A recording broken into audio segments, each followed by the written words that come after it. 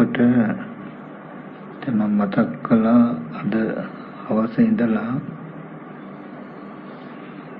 භාවනා කරන්න හැටි කියලා දෙනවා කියලා.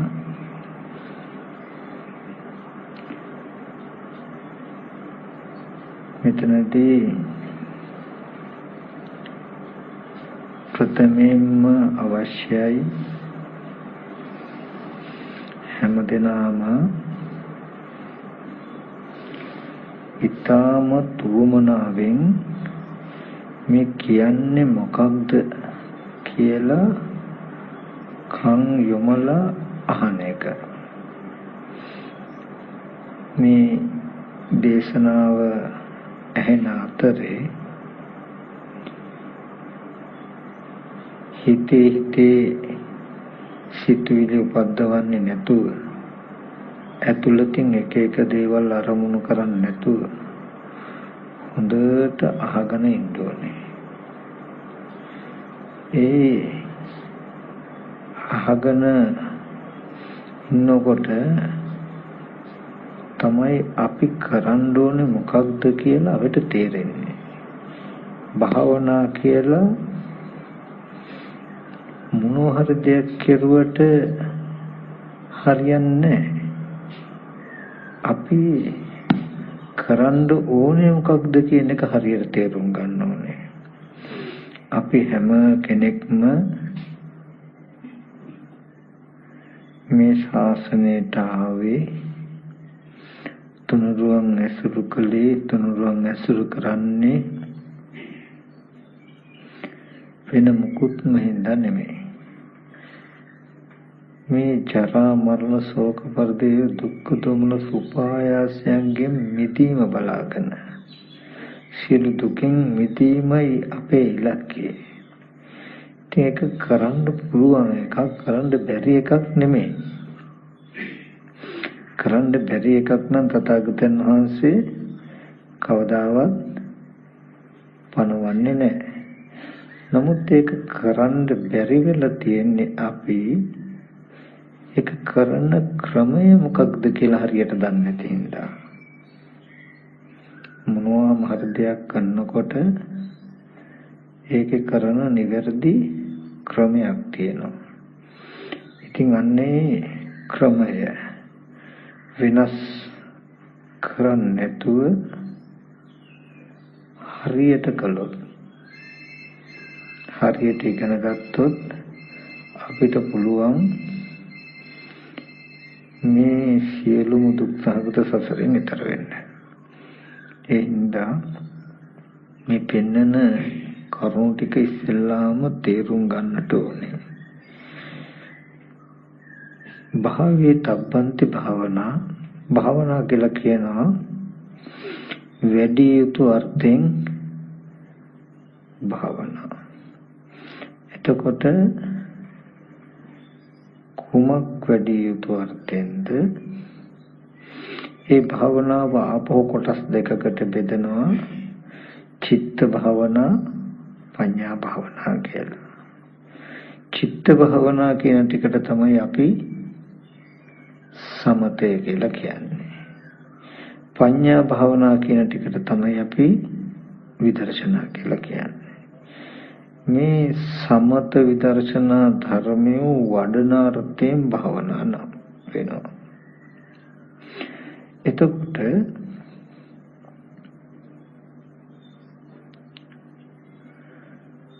මේ සමත විදර්ශනා භාවනා කියන දෙකම අයිති චතුරාර්ය සත්‍යයේ මොන සත්‍යයටද? මාර්ග සත්‍යයටයි.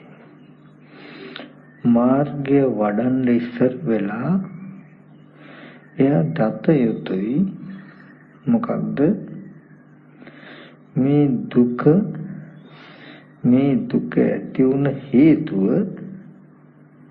මේ හේතුව නැති කළොත් මේ දුක නැති වෙනවා. ඒ සඳහා මෙන්න මෙහෙම කටයුතුයි කියලා මේ උත්තරයක්. මේ සමත විදර්ශනා කියන එක උත්තරයක්. එයා ජීවිතේ දුක දන්නවා, දුක ඇති වෙන හැටි දන්නවා, නැති වෙන හැටි දන්නවා, නැති කරන මගක් දන්න නිසා. මම ඒකට පොඩි කරුණු ටිකක් කියන්නම්. විශේෂයෙන්ම මෙන්න මේ දැනුම අවශ්‍යමයි මේ ආර්ය අෂ්ටාංග මාර්ගය වඩන්න. මේ දැනුම නැති හින්දායි මේ ප්‍රශ්නේ වෙලා තියෙන්නේ. මම පොඩි උපමාවකුත් ඉස්සෙල්ලා කියන්නම්කෝ. ඇත්තටම සිද්ධ වෙච්ච සිද්ධියක්. අනුරාධපුරේ මගේ ඥාති කට්ටියක් ඉන්නවා. ඒ ගෙවල් ගාව ඉන්නවා මේ නිමුන් සහෝදරයෝ දෙන්නේ. දෙන්නම එකම විදිහ.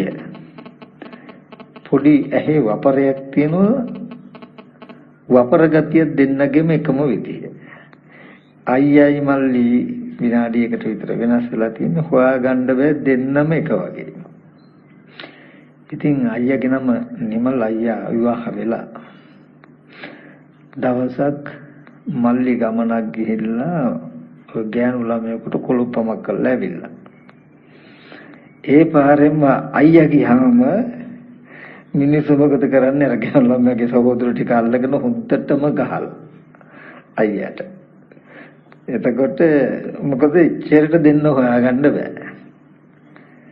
දැන් අයියා දන්නේ නැහැ ගහනකොටත් කුටි කනකොටත් ඇයි මේ ගහන්නේ කියලා. දැන් අර ගහපු කට්ටිය හිතලා තින්නේ මේ අර ගෑනු ළමයට කොලොප්පම් කිරුවේ මෙයා කියලා. දෙන්න අඳුර ගන්න තියෙන එකම එක ලක්ෂණයයි අයියාගේ තමලිද කියලා මතක නැහැ. එක්කෙනෙකුගේ මේ කෙරෝලේ මෝනේ උපොඩි උපන් ලපයක් තියෙනවා. ඔන්න ඕකේ. ඒ වගේ මම මේ උපමාවෙන් කිව්වේ ස්කන්ධ සහ පංච උපාදාන ස්කන්ධ කියන දෙක හඳුනාගන්නේ නැතුව කිසිම දවසක නිවන් දකින්නවා කියන කාරණාවක් වෙන්නේ නැහැ. අර නිමුන් සහෝදරයෝ සමානයි වගේ. මේ ස්කන්ධ සහ පංච උපාදාන ස්කන්ධ දෙකේ ලක්ෂණය සමානයි. නමුත් ඒ දෙකේ සැබෑ ස්වභාවය අපි දන්නේ නැත්තම් හඳුනන්නේ නැත්තම් මේ දුක නිරුද්ධ කරනවා ආර්ය අෂ්ටාංග මාර්ගයේ වඩනවා කියන ධර්මතාවයක් වෙන්නේ නැහැ. ඒ නිසා ඉස්සෙල්ලාම අපි තේරුම් ගන්න ඕනේ මේ ස්කන්ධ සහ පංච උපාදාන ස්කන්ධ කියන ධර්මතා දෙකේ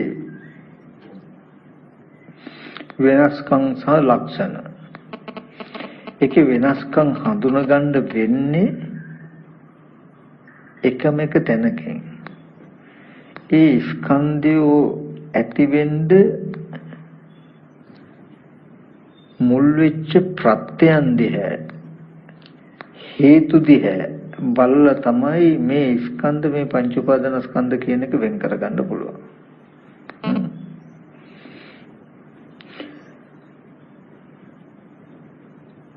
ස්කන්ධ කියලා කියන්නේ හැම වෙලාවෙම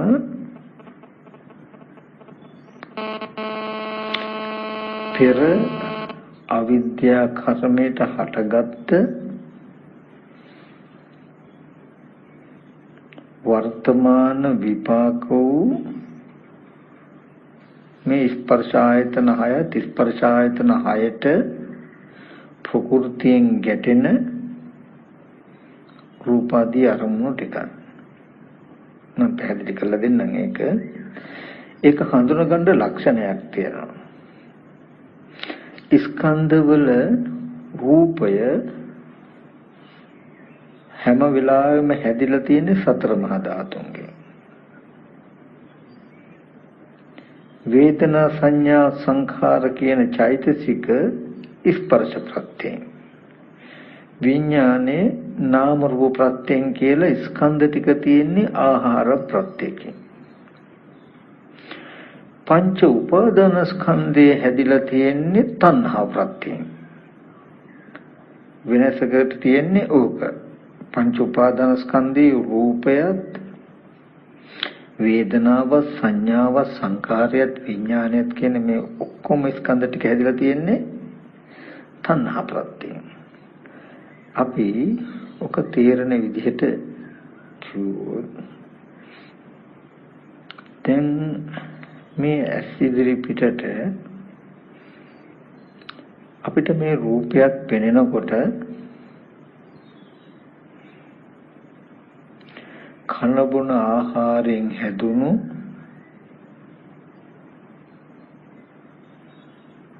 පඨවි ආපෝ තේජෝ වායෝ කියන සතර මහා ධාතුන් යුක්ත රූපයක් ඇසුරු කරගෙන පවතින වර්ණ සටහනක් හැඩ සටහනක් තමයි අපිට මේ පෙනෙන්නේ.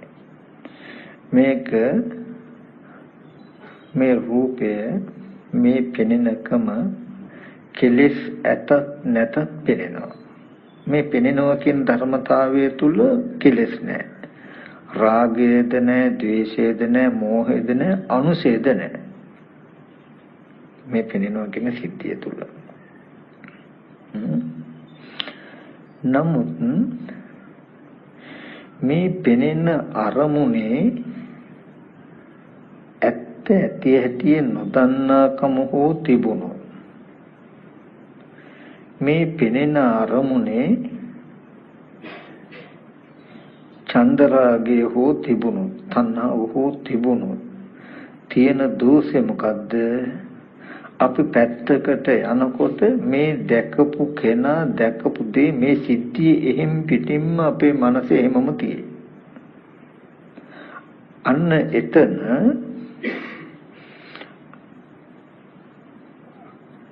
කෙනාගේ පැත්තෙන් දකින්න ඕනේ. දැන් අපිට දැකපු දේ සිහි කරන්න පුළුවන් කියලා හම්බ වෙන තැන රූපයක් සිහි කරන්න පුළුවන්. අන්න ඒකට තමයි රූප උපාදානස්කන්ධය කියන්නේ.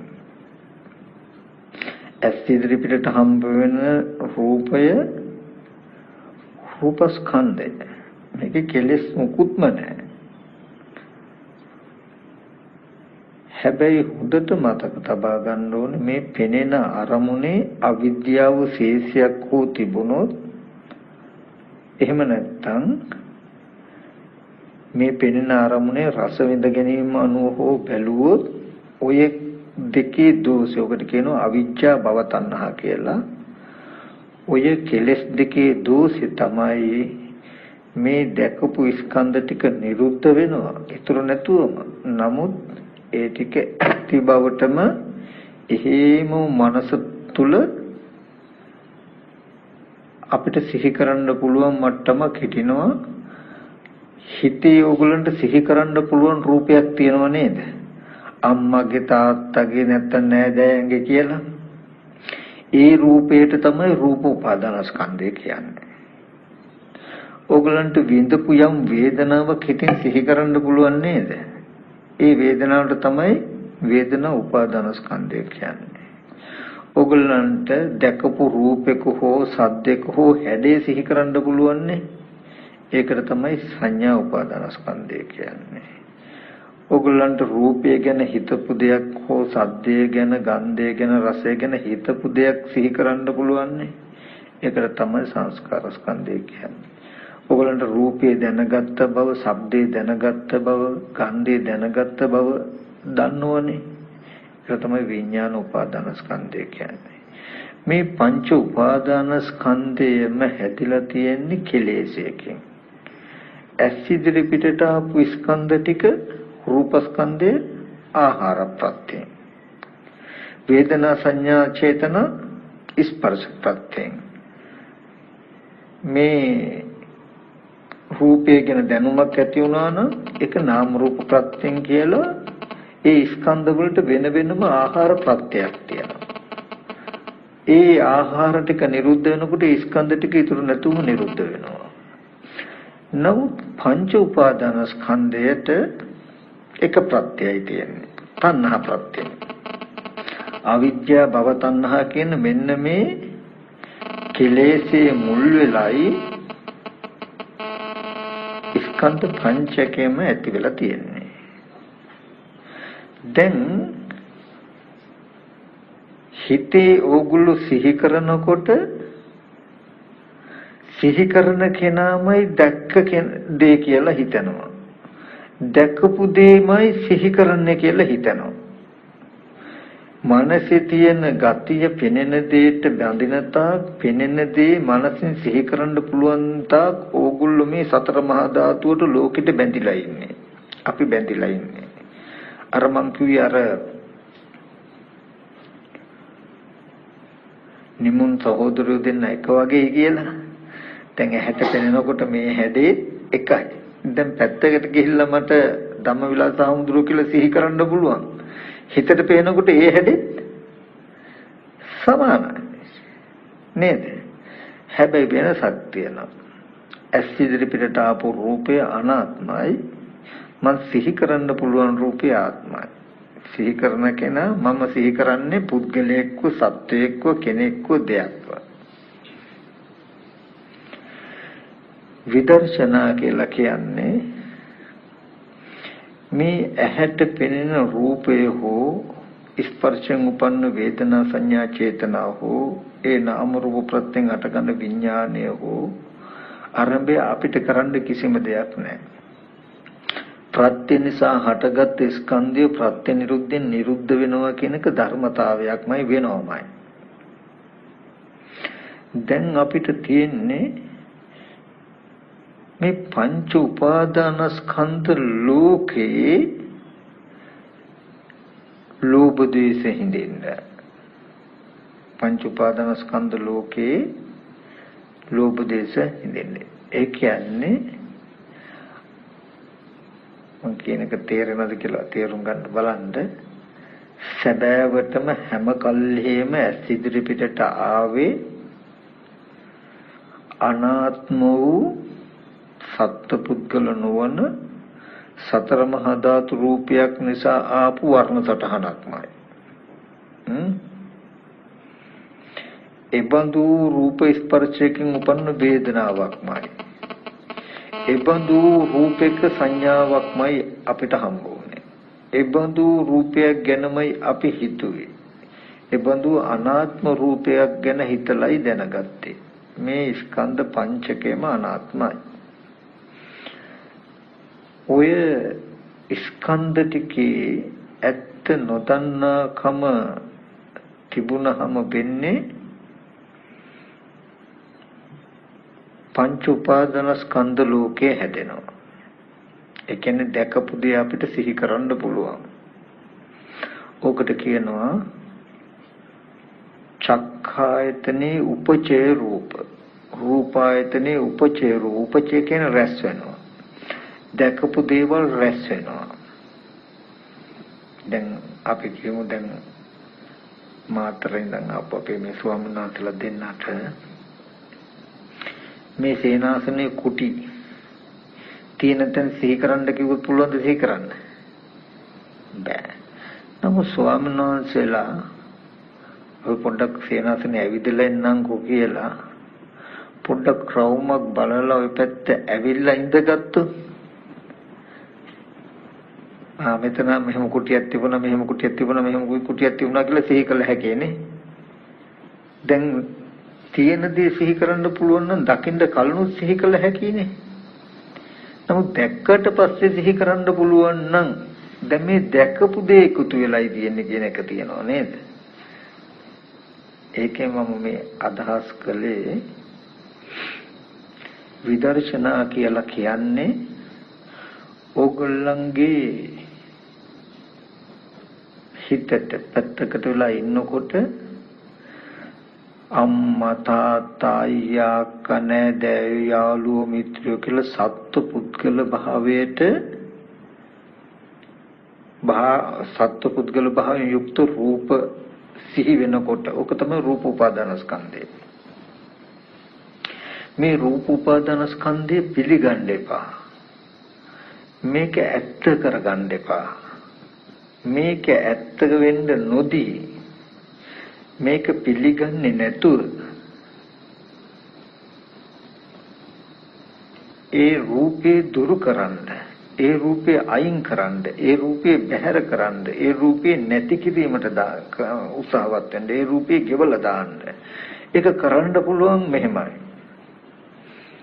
අම්මා කියලා සිහි වෙනකොටම, යාළුවෙක් කියලා සිහි වෙනකොටම යාළුවා කියන එක ඇත්ත කරගෙන කැමැත්ත අකමැත්ත ඇති වෙන්න හිතන්නේ නැතුව, ඒ රූපේ පිළිගන්නේ නැතුව ඇස් ඉදිරි පිටට ආපු කන බොන ආහාරයෙන් හැදුණු ඇස් ඉදිරි පිටට ආපු රූපේ ඇත්ත ඇති හැටි නොදන්නාකම නිසා හැදුණු රූපයක් නේද මේ කියලා හිතේ හැදුණු, හිතේ සිහි කරගන්න රූපය තමන්ගේ කෙලෙසෙන් හදාගත්ත රූපයක් කියලා තීරණය කරන්න දැකපු රූපේ කියලා තීරණය කරන්න එපා. තේරෙනවද මේ කියන දේ? නොබෝ දවසකින් කෙලස් ගෙවෙනවා. නොබෝ දවසකින් බොහෝ කලක් යන්නේ. තමන්ට අම්මා කියලා සිහි කරන්න පුළුවන් වෙනකොට අම්මා කියලා පිළි අරගෙන ආදරේ සෙනෙහස ඇති වෙනකන් හිතන්නෙත් නැතුව, අකමැත්ත අමනාපය ඇති වෙනකන් හිතන්නෙත් නැතුව ඒ රූපේ පිළිගන්න එපා. ඒ රූපේ අත්හරින්න, ඒ රූපේ ගෙවලා දාන්න, ඒ රූපේ නැති කරන්න, ඒ රූපේ බැහැර කරන්න. කොහොමද ඒක කරන්නේ? ඇස් ඉදිරි පිටට ආපු රූපේ සැබෑම ස්වභාවය පෙන්වන්න. කන බොන ආහාරයෙන් හැදුණු කෙස්ලොම් නියදත් හම්මස්සාදී කුණප කොටස් ටිකක් තියෙන තැනක පිහිටි වර්ණ සටහනකුයි ඇස් ඉදිරි පිටට ආවේ. ඒකේ රස විඳ ගැනීම අනුව බලපු නිසා හැදුණු රූපයක් නේද මේ. එතකොට දැකපු රූපයත් පෙන්නනවා මේ රූපය අර දකින වෙලාවේ තිබුණු රූපේ ප්‍රමාදී වාසය කරපු දෝෂෙන් හදාගත්ත රූපයක් මේ රූප උපාදානස්කන්ධේ. මෙන්න මේ පංච උපාදානස්කන්ධ ලෝකයේ තුලයි ඕගොල්ලන්ට ජරා මරණ දුක තියෙන්නේ. අනේ අපේ අම්මා කෑවද දන්නේ, අම්මට මොන වුණාද දන්නේ. ඒ විතරක් නෙමෙයි, අනේ අපේ අම්මා ජීවත් වෙනකොට මෙහෙම උපකාර කළා, අනේ අපේ අම්මා මැරිලානේ දැන් කියලා වුණත් ඕගොල්ලන්ට අනන්ත වෙලෙන්න පුළුවන්. දැන් ආහාර ප්‍රත්‍යයෙන් හටගත්ත රූපේ හටගෙන නිරුද්ධ වෙනවා. නමුත් එතන ඇත්ත නොදන්නාකම නිසා රස විඳ ගැනීම අනුව බලනකොට මේ රූප උපාදාන ස්කන්ධය හදාගත්තොත් ඒක නැති වෙන්නේ නැහැ.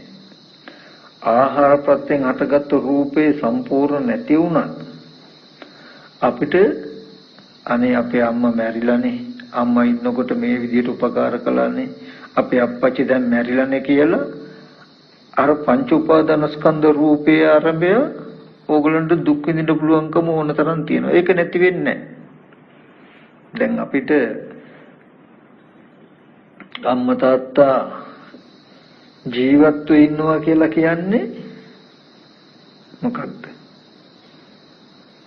මේ පංච උපාදානස්කන්ධ රූප උපාදානස්කන්ධයට ආහාර ප්‍රත්‍යයෙන් හම්බෙන රූපයට ගැට ගහන්න පුළුවන් තාක් ඉන්නවා වගේ. දැන් මරුණ කියලා කියන්නේ අපිට කොහොමද? ආහාරයෙන් හැදුණු රූපස්කන්ධය නිරුද්ධ වෙන්නේ. රූපස්කන්ධය නිරුද්ධ වුණාට අම්මා හිටියන්නේ කියලා අතීතයකින් ගැට ගහ ගන්නවා අපි මේ අරමුණ. දැන් හොඳට බලන්න ජීවත්ව ඉන්න අම්මා ගැන හිතනවා කියලා හිතලා සතුටු වෙන්න දුක් වෙන්න පුළුවන්කමයි මරුණා කියලා මරුණු කෙනා ගැන සතුටු වෙන්න දුක් වෙන්න පුළුවන්කමයි කියන ගති දෙකම අපේ මනස තුල අඩු නැතුවම තියෙනවා නේද? එතකොට මරුණු අම්මා තාත්තා වෙනුවෙන් අපිට අඬන්න වැළපෙන්න බැයිද? පුළුවන්. ඒ අම්මාගේ මරුණු අම්මා සිහි කළා ඔයගලන්ට පෙන්වන රූපයක් තියෙනවා නම් ඒ රූප උපාදානස්කන්ධය.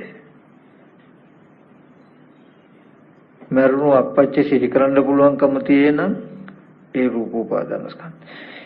ඒ විදිහටමයි ඔයගොල්ලෝ අපි දන්නේ නැතුව ඇති දැන්ද ඇහැට පෙනුණු හැම රූපයක්ම ඒ විදිහටම නිරුද්ධ වෙලා. දැන් අපි තියෙනවා ඉන්නවා කියලා හිතේ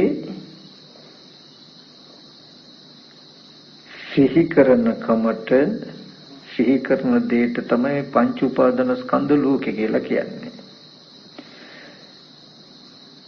සත්‍ය පුද්ගලයෝ විතරක් නෙමෙයි නගරවල් ගංගාවල් මුහුදුවල් මිනිස්සු කියලා ඒ අරමුණු පවා ඇස් ඉදිරි පිටට එන ඕනම අරමුණක් ඒ රූපය නිරුද්ධම වෙනවා. නමුත් ඒක ඇති බවට අපිට මනස තුල හිතෙනවා. හිතට පහළ වෙන හිතට සිහි වෙන මේ රූප නිමිති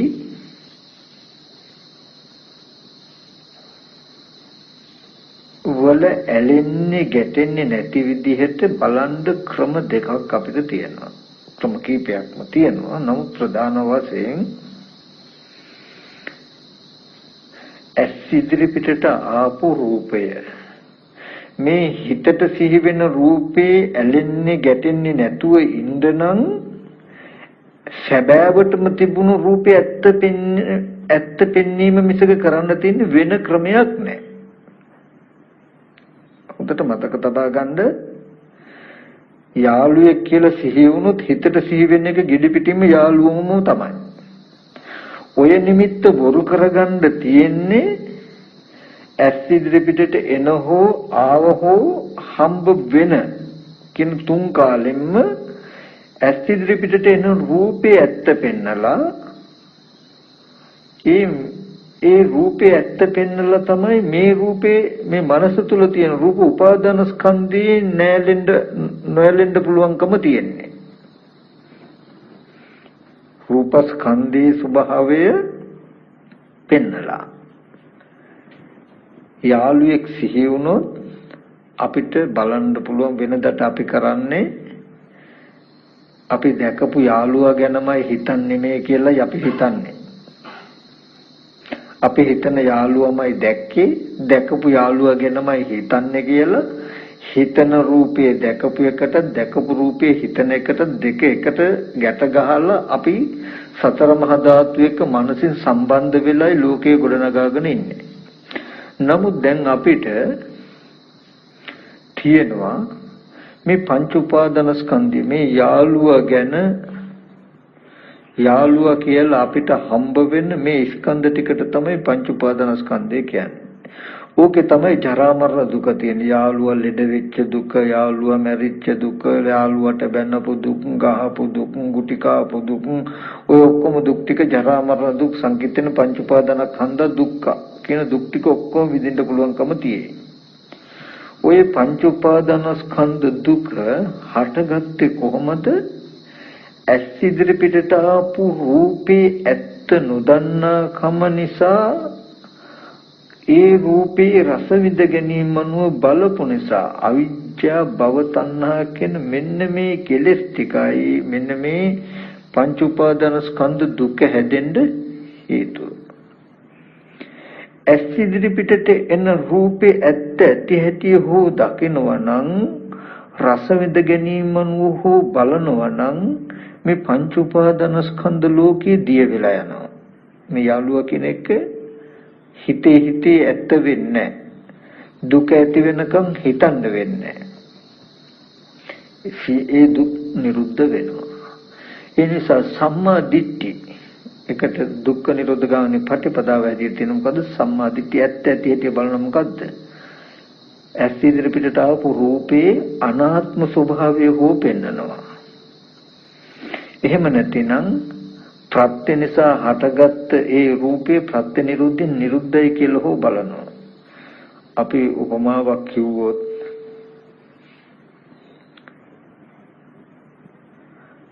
කණ්ණාඩියකට එබෙනකොට අපේ ඡායාව වැටෙනවනේ. ඔන්න දැන් ඒ රූපේ ආහාර ප්‍රත්‍යයෙන් ඒක ස්කන්ධ. අපි පැත්තකට යනකොට ඒ ඡායාව ඉතුරු නැතුවම නැති වෙනවා. නමුත් කණ්ණාඩියේ දැකපු ඡායාව දැකපු රූපේ අපිට හිතෙන් සිහි කරන්න පුළුවන්. තේරුණා නේද? එතකොට දැකපු රූපේ හිතෙන් සිහි කරන්න පුළුවන් ඒ රූපෙට තමයි රූප උපාදාන ස්කන්ධ කියන්නේ. හැබැයි ඒකේ මෙහෙම කාරණාවකුත්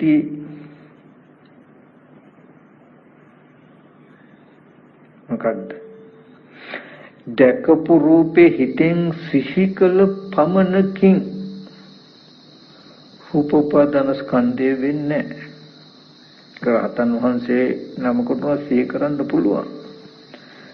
දැන් මේ සිහි කරනකොට දැකපු දේ නිරුද්ධ වෙලා මම මනසින්ම නේද මේක සිහි කරන්නේ කියලා නුවණයි නම් ඒකද ස්කන්ධ ටිකක් වෙනවා නිරුද්ධ වෙනවා මිසක ඒක ඇත්ත වෙන්නේ නැහැ. නමුත් කණ්ණාඩියේ තිබ්බ රූපේ මේ සිහි කරන්නේ කියලා ඔබට දැකපු ආයතනයේ ආපහු ඇති බවට හම්බ වෙනවා නම් මෙතනයි දෝෂේ. තේරුණාද කියන එක? එතකොට හොඳට මතක තබා ගන්න එකම එක තැනයි තියෙන්නේ.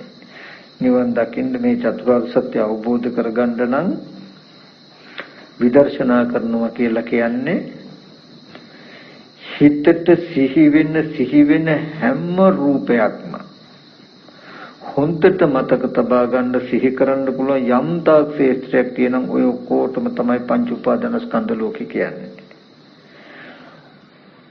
ඔය පංච උපාදාන ස්කන්ධ ලෝකය ආහාර ප්‍රත්‍යයෙන් හටගත්ත ආයතන ටිකයි කියලා රැවටෙන්න එපා. මේ ආයතන ටික Taman සිහි කරගන්න දෙයි කියලා රැවටෙන්න එපා. ඔන්න ඔය ටික ඔය දෙක වෙන් වෙන විදිහට පෙන්නන එකයි භාවනා කරනවා කියලා කියන්නේ. මුළු දවස පුරාවටම ඒකට ඉඳගෙනම ඉන්නවා කියලා එකක් නැහැ. ඉඳගෙන වේවා, හිටගෙන වේවා, නිදාගෙන වේවා, ඉදිමින් වේවා. කෙනෙක්ව සිහි වුණොත් සිහි වෙන කෙනාව Taman හොඳටම දන්නවා මේ ඇහැට පෙනුණු රූපය ආරම්භය ප්‍රමාදී වාසය කළ දෝෂය නිසා හටගත් රූපයක් නේද කියලා තීරණය කරන්න. එහෙම හිතනකොටම ඒක ඇත්ත කරගෙන කෙනෙක් පුද්ගලයෙක් කරගෙන ඇලෙන ගැටෙන තැන දක්වා වැඩි දියුණු වෙන්නේ නැත්තම් අපිට වෙන්නේ හිතේ සිහි වෙන රූපෙට සතර මහා ධාතුවේ නවතනක් දුන්නොත් නැත්නම් මේ ස්පර්ශ ආයතන හයි නවතනක් දුන්නොත් මේ පංච උපාදාන ස්කන්ධ ලෝකේ ඇත්ත වෙනවා.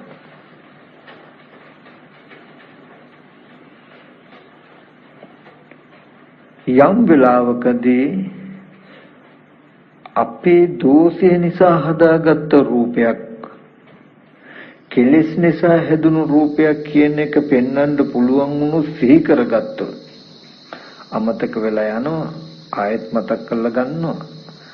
එහෙම පෙන්වන්න ටික මනස තුල තියෙන මේ ඔක්කොම මිනිස්සු ඉන්නවා, සත්ත්වෝ ඉන්නවා, පුද්ගලයෝ ඉන්නවා, ගෙවල් දොරවල් යාන වාහන ඉදකඩම් තියනවා කියලා ඔක්කොම ඇති බවට හම්බෙන එකට තමයි මේ භවය කියලා කියන්නේ. ඒක මේ සිතේ තියෙන ගතිය චේතනා බහෝ. මේ භවය කියලා කියන්නේ වේදනා සංඥා සංකාර කියන චෛතසික ටිකකින් කරන වැඩයක්. කර්ම භවය කියලා කියන්නේ. දැන් මෙහෙම ඇස් දෙක වහගෙන මේ දැකපු අහපු වටපිටාවල් සිහි කරන්න පුළුවන් නේද අපිට? පුළුවන්. අපි ඔය සිහි කළේ මොකද්ද? බාහිර සිහි කරනවා කියලා අපේ මනසමයි.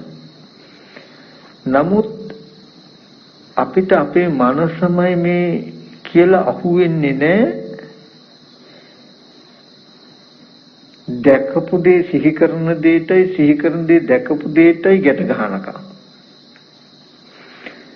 ඒ හින්දා විශේෂයෙන්ම බුදුරජාණන් වහන්සේ පෙන්වු එකයි චක්කුං අනත්තා රූපා අනත්තා සෝතං අනත්තා සද්දා අනත්තා ගානං අනත්තා ගන්ධා අනත්තා ජීවා අනත්තා රස අනත්තා කායෝ අනත්තා පොට්ටබ්බෝ අනත්තා මනෝ අනත්තා ධම්මා අනත්තා. මේ ආහාර ප්‍රත්‍යයෙන් හටගත් ස්කන්ධ ටිකේ ස්වභාවය මොකක්ද? අනාත්මයි. මම අර කියන්නේ ටීවී එකේ අපිට පෙනෙන රූප තියෙන්නේ. ටීවී එකේ පෙනෙන රූපේ සත්‍ය පුද්ගලයක් නෙමෙයිනේ. ඒ වගේ තමයි යම් තාක් මුළු ජීවිතේ පුරාවටම ඇස් ඉදිරි පිටට ආපු සියලුම රූප වල මිම්ම එපමණයි.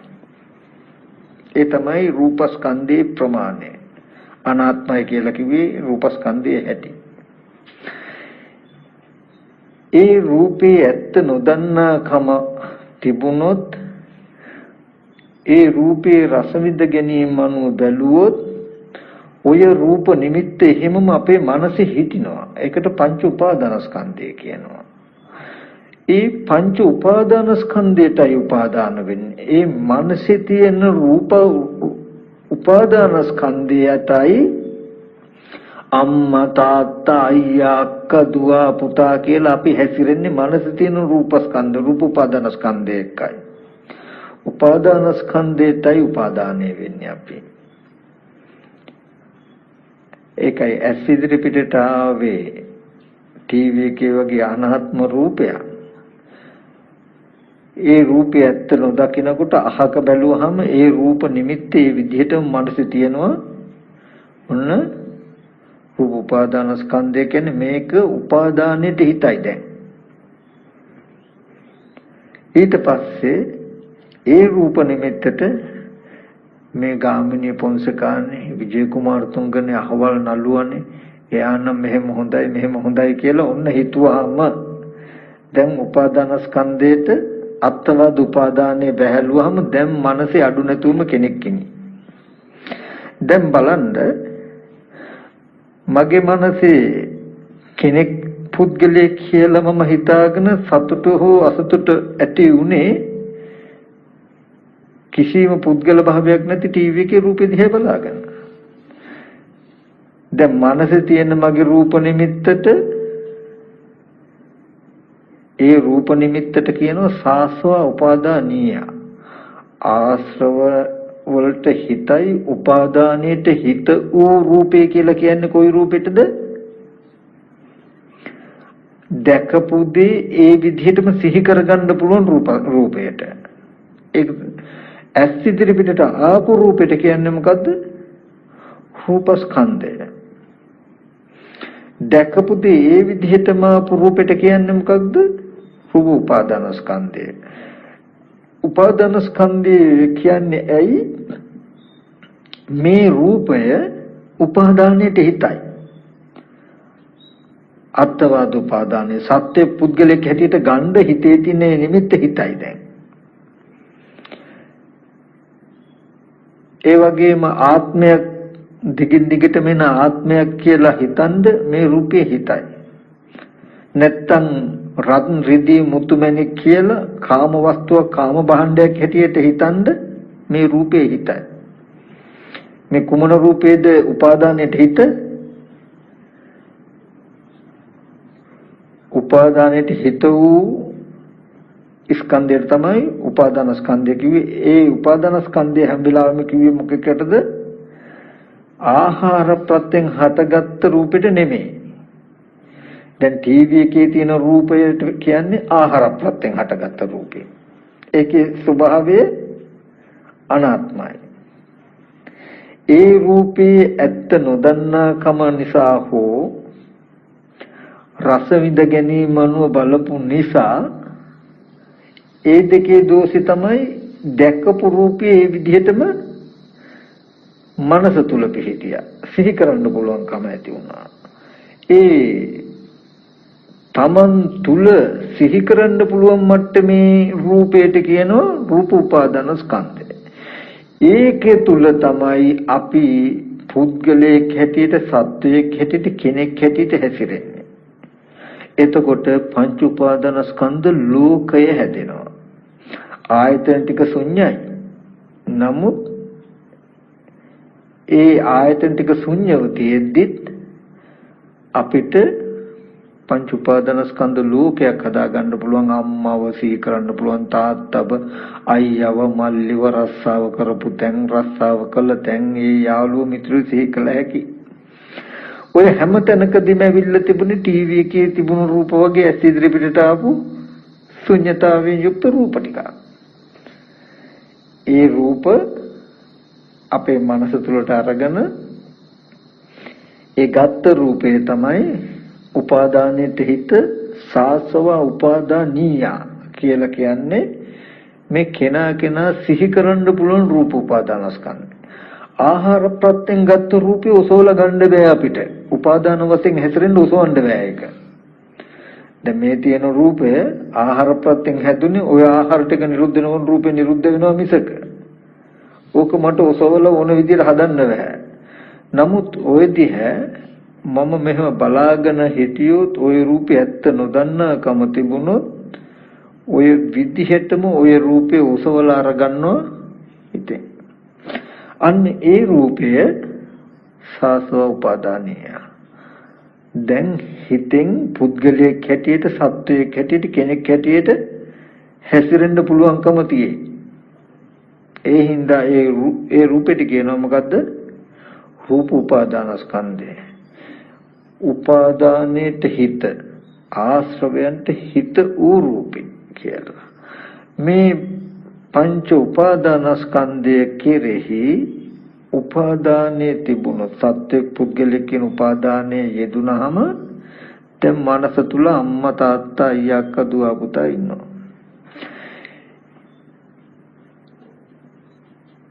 එන්නේ උපාදාන වශයෙන් ගත්තා වූ යෙදුනා වූ මේ පංච උපාදානස්කන්ධයකයි දුක තියෙන්නේ. දුක නැති වෙනවා ඔය පංච උපාදානස්කන්ධය කෙරෙහි තණ්හාව හිටින් නැත්තම් මේ අම්මා තාත්තා අයියා අක්කා දුව පුතා කියලා ආදරේ සෙනෙහස ඇති වෙන විදියට හිතට එන රූපවල කෙනෙක් පුද්ගලයෙක් කියලා තමන්ටම ආදරේ සෙනෙහස ඇති වෙන විදියට හිතන්නේ නැත්තම් තමන්ටම තරහ ඇති වෙන විදියට හිතන්නේ නැත්තම් දුක ඉන්නේ. තණ්හාව නැති වුණොත් දුක නැති වෙනවා. තණ්හාව නැති වෙන්න නම් සම්මා දිට්ඨිය ඇත්ත දකින්න ඕනේ. මේ රූපේ හැදුන හැටි දකින්න ඕනේ. එතකොට වෙනවා අපිට අපව මුලට යන්න ඇස් ඉදිරි පිටට ආවේ මෙන්න මෙහෙම රූපයක්. ඒ රූපේ ඇත්ත නොදන්නාකම නිසයි මේ රූපේ හැදුනේ කියන එක පෙන්වන්න ඕනේ. එහෙම නොපෙන්නන තාක් ඕගොල්ලෝ සිහි කරන රූපේ අම්මා සිහි කරනකොටම අම්මා කියලා රැවටිලා හිතලත් ඉවරයි. ඕගොල්ලෝ හිතන්නේ සිහි කරන දේ දැකපු දේ සිහි කරපු දෙයමයි කියලා. අපිට එතකොට යන්න තැනක් නැහැ. ගෙවා ගන්න ක්‍රමයක් නැහැ. නමුත් සිහි කරන්නේ මම අම්මා. නමුත් දැක්කේ මෙහෙම අනාත්ම දෙයක් නම් මට පෙනුණු අවස්ථාවේ තිබුණු ඇත්ත පෙන්නලා මනස තුල මේ රූපයේ පුද්ගල භාවයෙන් හැසිරීලා දුක එන ක්‍රමේ නවත්ත ගන්න පුළුවන්. තේරුණාද මම කියන එක? ගැඹුර ඇති නමුත් තේරුම් ගන්න උත්සාහවත් වෙන්න. ඔන්න ඔය විදිහට මෙනෙහි කරන එකටයි විදර්ශනා කරනවා කියලා කියන්නේ. හැම වෙලාවෙම අම්මා කියන තැන රූපේ අනාත්මයි කියලා බලන්න එපා. දැන් අපි බොහෝ වෙලාවට හිතන්නේ අම්මා කියලා සිහි වෙනකොට නෑ ඉතින් අම්මා කියන තැනකක් තියෙන්නේ හැදිලා තියෙන්නේ කෙස්ලොම් නියදත් හම්මස්නහර ඇට මෙදුළු කන බොන ආහාරනේ රූපේ හැදිලා තියෙන්නේ කියලානේ අපි හිතන්නේ. එහෙම හිතුවොත් සම්පූර්ණ වැරදි. ඒ කියන්නේ වැඩෙන්නේ නෑ ප්‍රතිපදාව.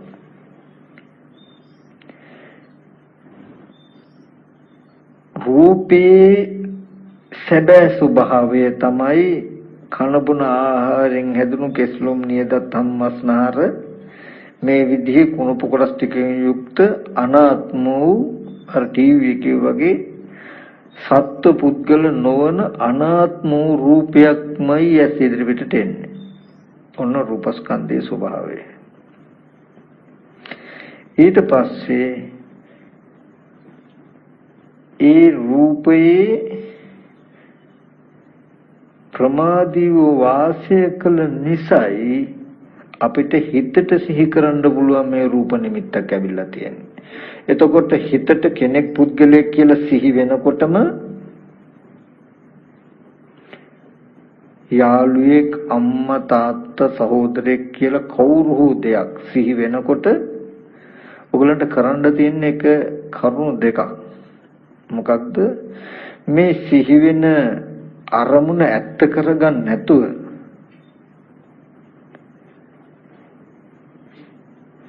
මේ නිමිත්ත ඇස් ඉදිරිපිටට ආපු රූපය ඇත්ත නොදන්නාකම නිසා හදාගත්ත රූපයක් නේද මේ කියලා නිකන් හිතන්න. එපමණකින්ම ඒ රූපය ඇත්ත කරගෙන දිගින් දිගට සිතුරු වෙල් යන එක නතර වෙනවා. මගේම හිතෙන් රූපයක් හදාගෙන ඒකම කෙනෙක් පුද්ගලයෙක් කරලා අරගෙන තමන්ම දුක් විඳින්න තරම් තමන් මෝඩයිද කියලා තමන්ට තේරෙයි.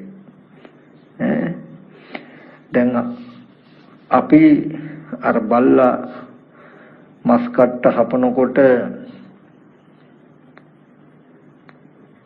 උගේ කටම තුවාල වෙලා ලේ ගෑවෙනකොට මස් කට්ටෙන් ලේ එනවා තමයි කියලා තව ටිකක් වැඩිපුර හපනවා.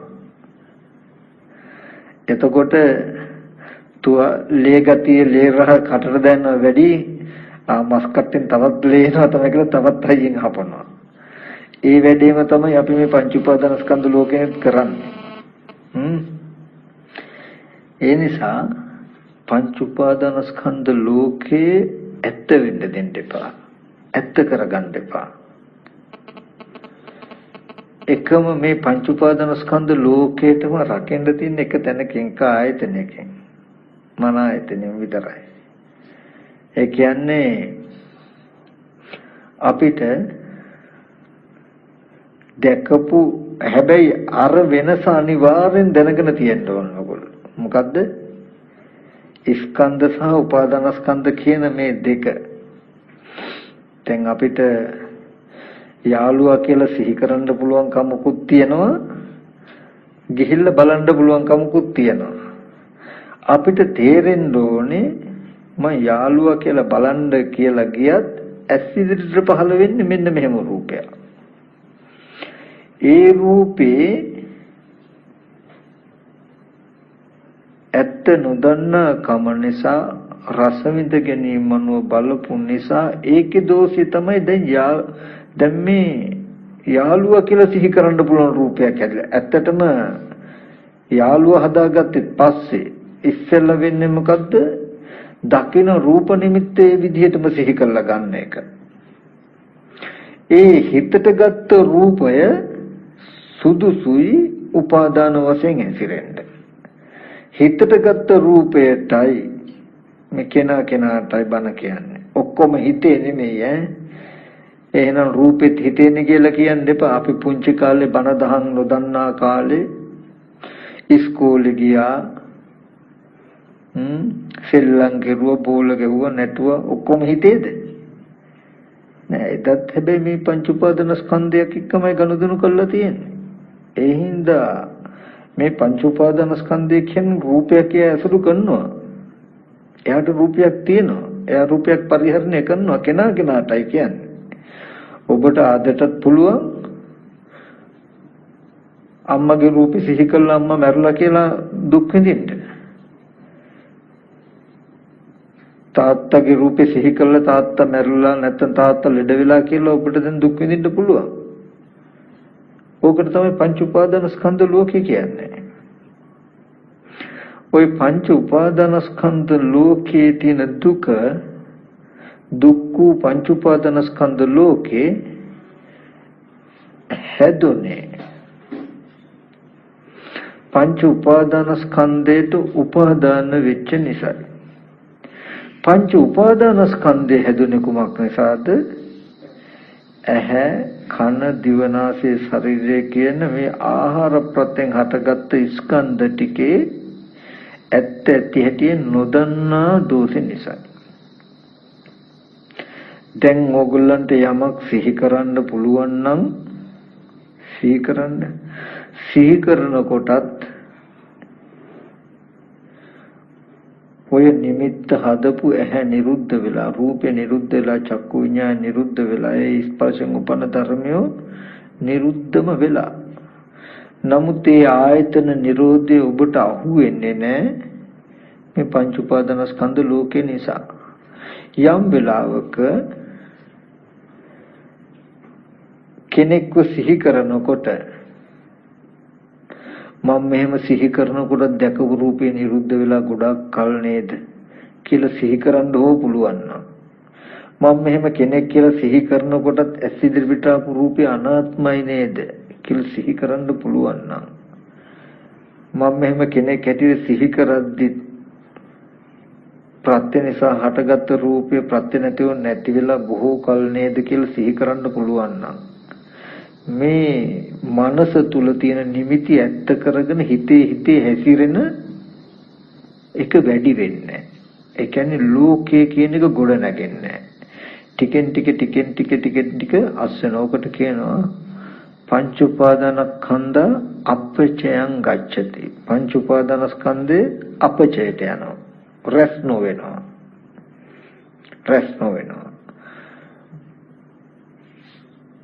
දැකපු අහපු කිසිම දෙයක් ගැන ඔබට සිහි කරන්න කිසිදු නිමිත්තක් ඉතුරු නොවුනොත් ඒකට කියනවා අනිමිත්තයි කියලා, ශුන්‍යතයි කියලා, අප්පනහිතයි කියලා. එදාට මේ දකින දේ දැකීමෙන් පස්සේ නිරුද්ධයි කියන එක, අහපු දේ ඇසීමෙන් පස්සේ නිරුද්ධයි කියන එක එළඹ සිටිනවා.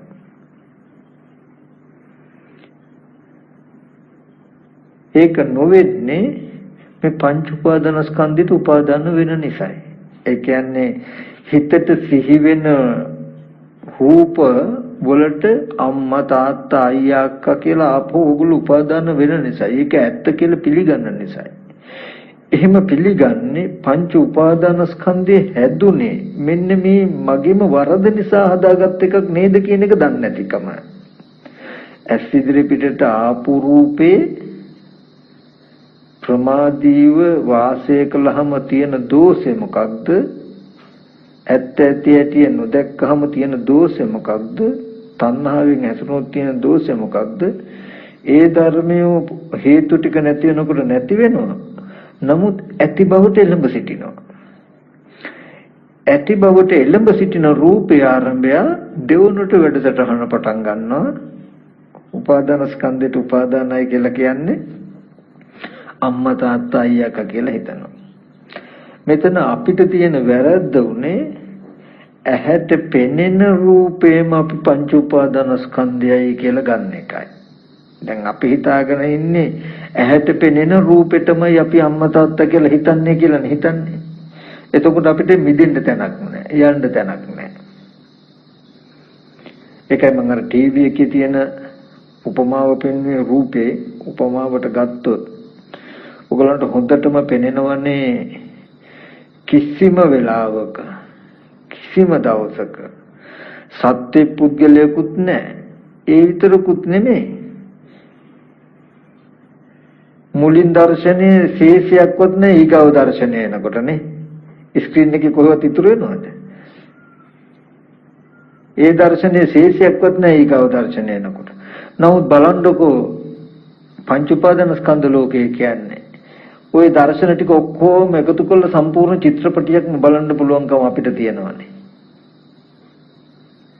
එතකොට සම්පූර්ණ කෙනෙකුට වෙච්ච ජීවිත කතාවක්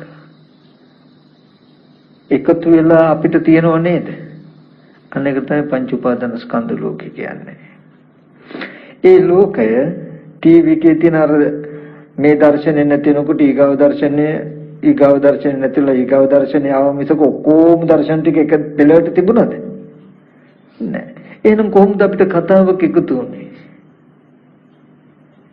ඒ වගේ තමයි කුටියෙන් දානශාලාව ගාවට එනකොට ඒ චිත්‍රපටියේ වෙච්ච දේම තමයි උගලන්ට වෙලා තියෙන්නේ. මෙතෙන් ඉඳන් පේනකොට ඒක නිරුද්ධ වෙලා ඊගාව රූපය පෙවුනේ. ඒක නිරුද්ධ වෙලා ඊගාව රූපය පෙවුනේ. ඒක නිරුද්ධ වෙලා ඊගාව රූප. නමුත් ඕගලන්ට කතාවක් එකතු වෙලා තියෙනවා කුටියෙන් ඉඳන් දානශාලාවට ආවා කියන්නේ. පුළුවන්. නේ? චිත්‍රපටිය බලන එකයි කුටියෙන් ඉඳන් දානශාලාවට එන එකයි අතර වෙනසකුත් නැහැ. නමුත් ඕකෙ මිදෙන්න තියෙන්නේ එක ක්‍රමයයි. මොකද්ද? හිතට සිහි වෙන කිසිම නිමිත්තක්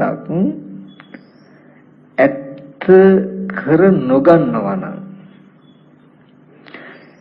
කැමැත්ත ඇති වෙන විදිහට හෝ අකමැත්ත ඇති වෙන විදිහට නැවත හිතන්න යන්නේ නැහැ.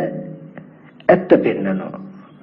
ඇහැට පෙනුණු රූපේ ප්‍රමාදීව වාසය කළ නිසා නේද මේ දැන් කෙනෙක් පුද්ගලෙක් කියලා සිහි කරන්න පුළුවන් මේ රූපේ ඇදුනේ කියලා පෙන්නනවා. දැකපු රූපේ කියලා පෙන්නන්නේ. ඒක හිත පිළිගත්තේ නැත්තම් දැන් අම්මා කියලා සිහි කරනකොටම ඇස් ඉදිරි පිටට ආපු රූපේ ප්‍රමාදීව වාසය කළ නිසායි මට මේ අම්මා කියලා සිහි කරන්න පුළුවන් නිමිත්තක් ඇදුනේ නේද රූපයක් ඇදුනේ කියලා බලනවා.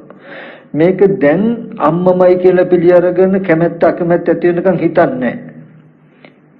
නමුත් එහෙම හිතන්න ගත්තාම හිත පිළිගත්තේ නැත්තම් හිත පිළිගන්නේ නැත්තම් ඒ වෙලාවේදී රූපේ ඇස් ඉදිරි පිටට ආපු රූපේ සැබෑම ස්වභාවය පෙන්වනවා. අනිත් පැත්තට ආපහු ගිහිල්ලා හොඳයි.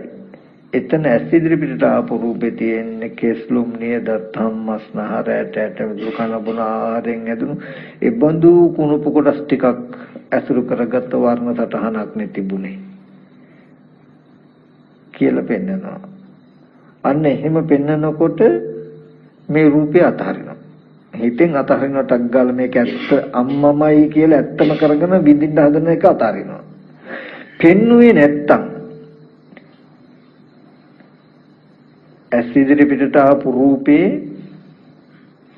රස විඳ ගැනීම බලපු දෝෂය නිසා හදාගත්ත රූපයක් නේද මේ කියලා හෝ පෙන්වුවේ නැත්තම් මේක ඇත්තම කරගෙන තමන්ගේ හිතටම දුක හෝ සැප ඇති වෙන තාක් විඳිනවා. හිතනවා හිත විඳිනවා. එහෙම නැතිනම් මෙහෙම සිහි කරද්දි ඇස් ඉදිරියට ආපු රූපේ අනාත්මයි නේද කියන එක හෝ පෙන්වුවේ නැත්තම් සැප හෝ දුක ඇති වෙනකන් හිත විඳිනවා. මේ දුක් විඳින එක නතර වෙන්නේ දුකේ ඉපදීම නතර වෙන්නේ මෙන්න මේ සම්මාදිට්ඨිය තිබුණොත් විතරයි. ඒකයි දුක්ඛ නිරෝධ ගාමිනී ප්‍රතිපදා කියන්නේ. ඒ නිසා විදර්ශනා භාවනාව කියලා කියන්නේ ගොඩක් නෑ. ඇත්ත ඇති හැටි දකිනවා. විදර්ශනා කියලා කියන්නේ මොකද්ද? විශේෂයෙන් දකිනවා. සාමාන්‍ය ලෝකයා දකින්න දෙයට වඩා විශේෂණයකින් දකිනවා. සාමාන්‍ය ලෝකයා සිහි වෙන අරමුණ දැකපු අරමුණ සිහි වෙච්ච දේ කියලා රැවටෙනකොට තමන් සිහි වෙන එක දැකපු අරමුණේ ප්‍රමාදීව වාසය කළ දෝෂ නිසා හදාගත්ත රූපයක් බව ඔප්පු කරලා පෙන්නනවා. සිහි කරන්න පුළුවන් රූප නිමිත්ත තමන්ගේ දෝෂෙන් හැදුන එක. ඇස් ඉදිරි පිටට ආපු රූපේ ආහාර ප්‍රත්‍යයෙන් හටගත් එක. ওই දෙකේ වෙනස දකින්න. ඇස් ඉදිරි පිටට එන රූපේ මට ඕන වෙලාවට හදන්න හෝ පොඩි කරන්න හෝ නැති කරන්න බෑ.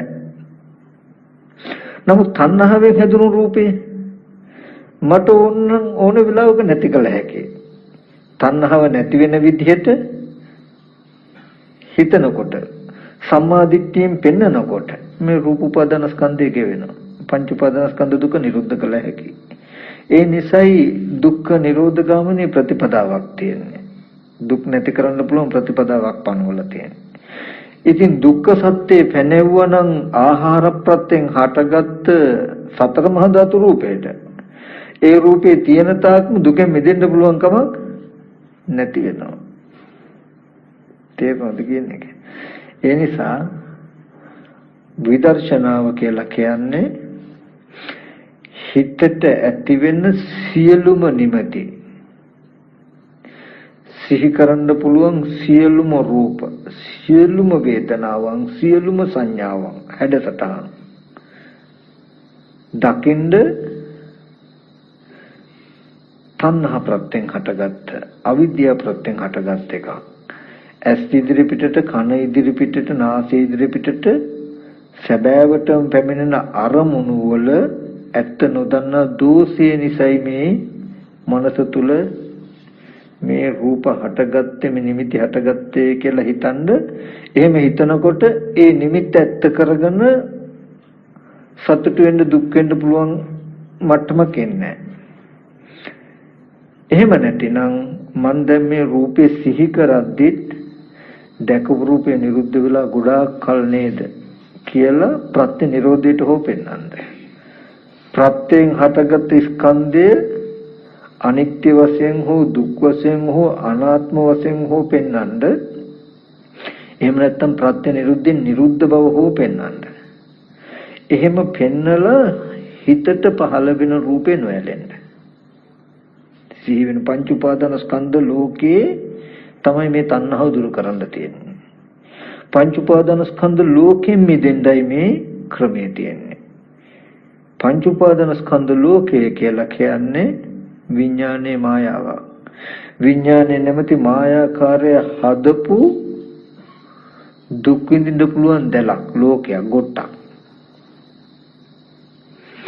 ඔන්න දැන් ඔය ටික ඔහොම ඉගෙනගෙන හිතට පහළ වෙන හැම නිමිත්තක්ම ඕගොල්ලෝ භාවනා කරනවා කියලා කරන්නේ ඇස් දෙක වහගෙන ඉඳගත්තාම සිහි වෙන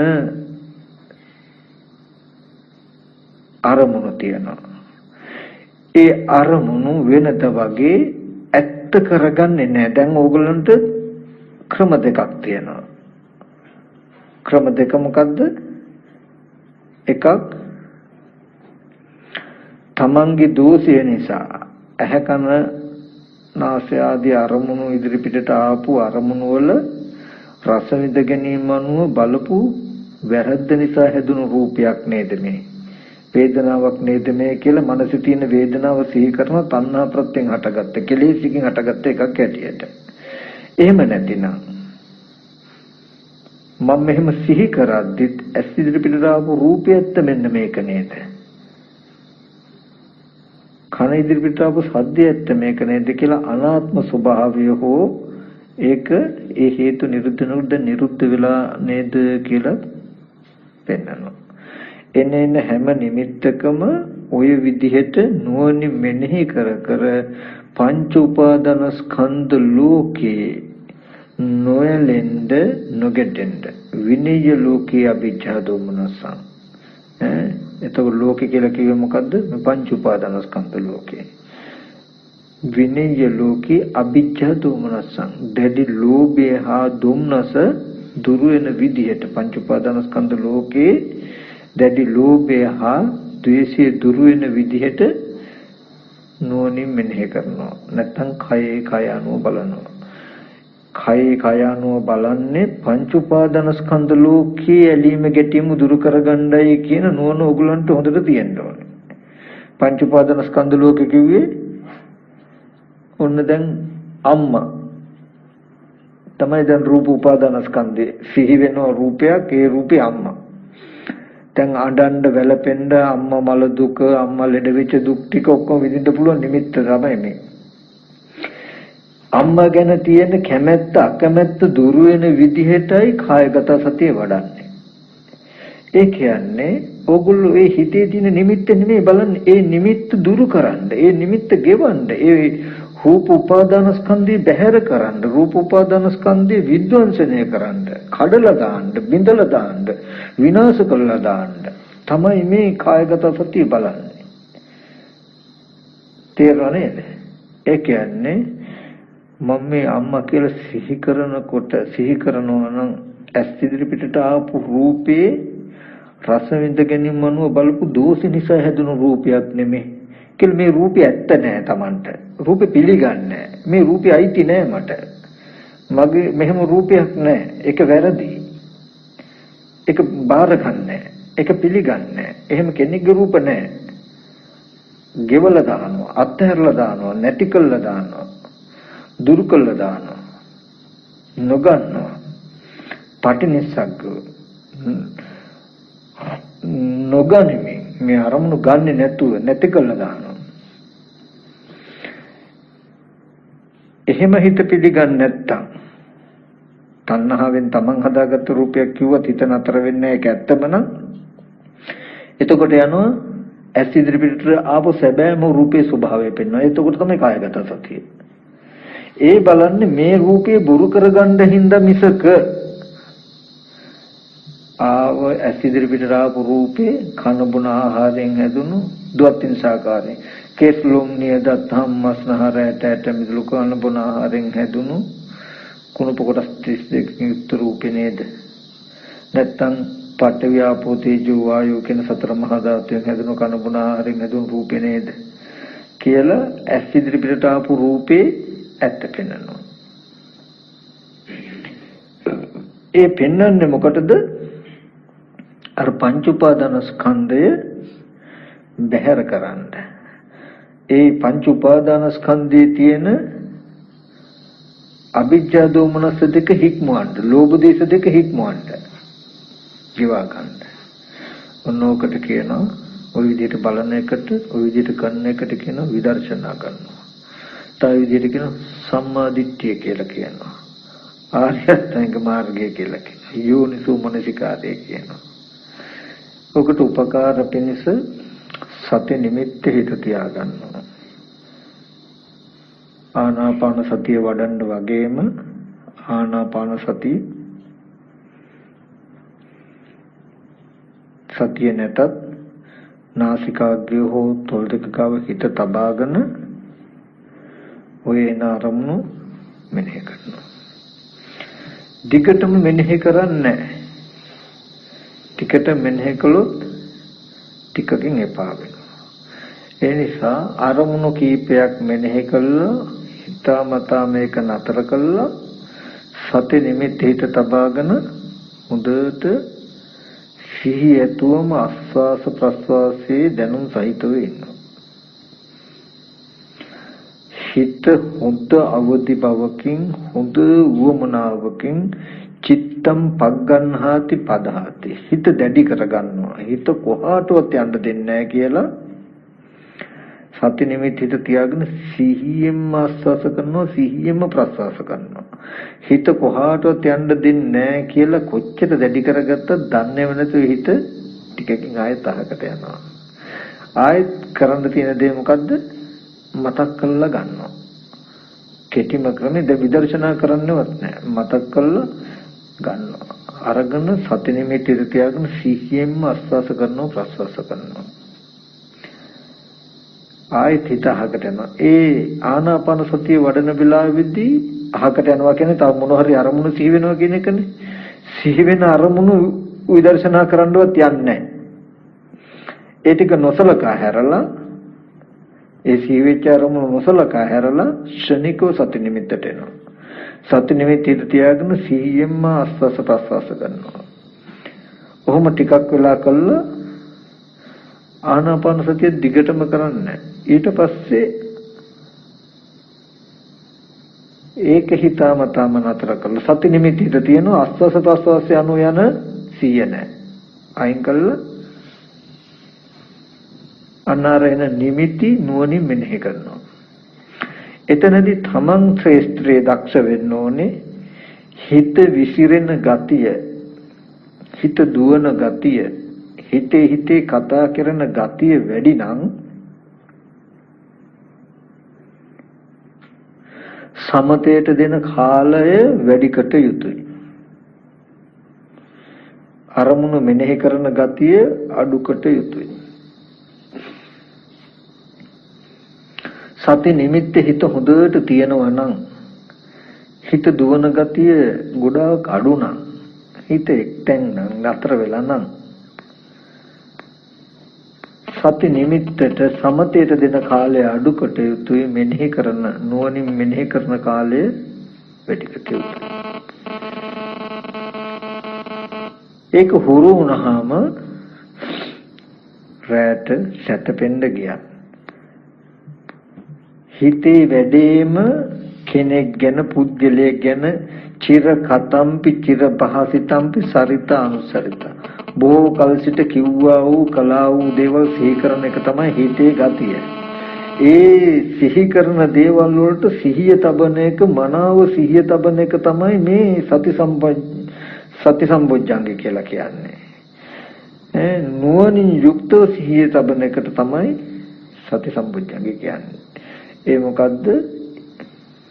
ඒ නිමිති ඇත්ත නොවෙන්න හොඳට සිහියයි. සම්මාදිට්ඨියට සිහියයි. නිදා ගන්න ගියත් වැඩ කටයුතු කරන්න ගියත් මොනවා හරි දෙයක් හිතේ කෙනෙක් ගැන කතාව ඇදලා ගන්නකොටම Taman තග්ගල සිහි කරන්න ඕනේ. කිසිම වෙලාවක අපි හිතන විදිහේ පුද්ගලයෝ සත්‍යයෝ ස්පර්ශ ආයතන හය පැත්තේ හිටියම නෙමෙයි. හිටියෙත් නෑ, ඉන්නවත් නෙමෙයි, ඉන්නේද නෑ. තුන් කාලෙම අතීතෙත් එහෙමයි. අතීත අනාගත පච්චුප්පන්නං වා අජත්තං වා බහිතං වා ඕලාරිකං වා සුකුමං වා හීනං වා පනිතං වා යන්දුරේ සම්තිකේව සබ්බන් රූපං නේතං මම නේසෝ හමස්මින් නිමේසෝ අත්තාති ඒව මෙත යතහ භූත සම්මප්පඤ්ඤය දට්ඨප්ප.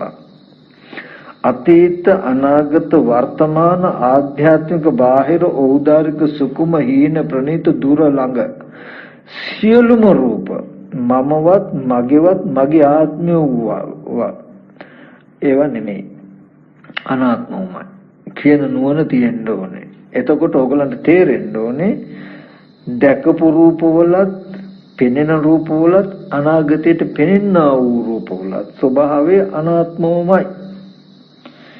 එතකොට දැන් හිතේ පුද්ගලයේ කෙනෙක් ගැන හිතනකම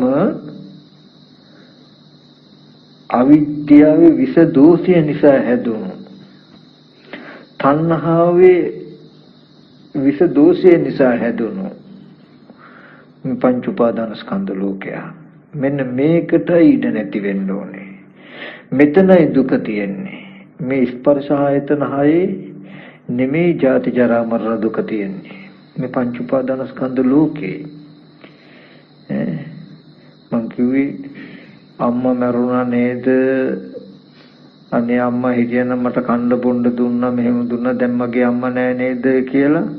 ආහාර ප්‍රත්‍යයෙන් හටගත්ත රූපේ ආහාර නිරුද්ධ වෙලා අවුරුදු 25 30ක් ගිහිල්ලා වෙන්න පුළුවන්.